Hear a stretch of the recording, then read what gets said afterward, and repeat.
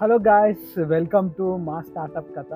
మిట్ట మధ్యాహ్నం కొందరు స్కూల్ ప్రిన్సిపల్స్ని కలిసి ఈ పార్క్లో వచ్చినామన్నట్టు. ఇక నెక్స్ట్ క్వశ్చన్ అడిగే టైం వచ్చింది. ఇక గౌతమ్ని నెక్స్ట్ క్వశ్చన్ నేనే అడగబోతున్నా. సో గౌతమ్, ఆంటర్ప్రినర్షిప్ అనగానే చాలా రిస్క్ తీసుకొని చేయాల్సిన పని అన్నట్టు. అంటే తెలియదు మన ప్రోడక్ట్ లాంచ్ అయినా ఎట్లయితుంది ఏందని. కాబట్టి అంటే చాలా టైం పట్టచ్చు మనకు రెవెన్యూ జనరేట్ అవ్వడానికి. మినిమం 1 మంత్ నుంచి 1 ఇయర్ 2 ఇయర్స్ దాకా కూడా పట్టచ్చు. సో మరి నువ్వు ఎట్లా డిసైడ్ అయినావు అసలుకి ఇన్విజువల్లో మనం వెళ్దామని? అంటే ఇన్విజిబుల్ రాకముందైనా ఒక రియలైజేషన్ ఏంటంటే గుడ్ థింగ్స్ టేక్ టైమ్ అని ఒకటి ఉంటుంది మన దగ్గర కోట్.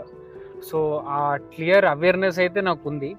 అండ్ సెకండ్ థింగ్ వచ్చేసి నేను రావాలని డిసైడ్ అయినప్పుడు this one thing if you can give, అంటే కమిట్మెంట్ ఇస్తే ఒక లాంగ్ టర్మ్లో ఏదైనా వర్క్ చేయొచ్చు. మనం టీమ్ కరెక్ట్గా ఫామ్ అయ్యి ఒక కమిట్మెంట్ తోటి చేయగలిగితే ఇట్ టేక్స్ టైం పడుతుంది, కానీ ఆ కమిట్మెంట్తో చేస్తే ఖచ్చితంగా వర్కౌట్ చేయొచ్చనే అవేర్నెస్ అయితే ఉంది.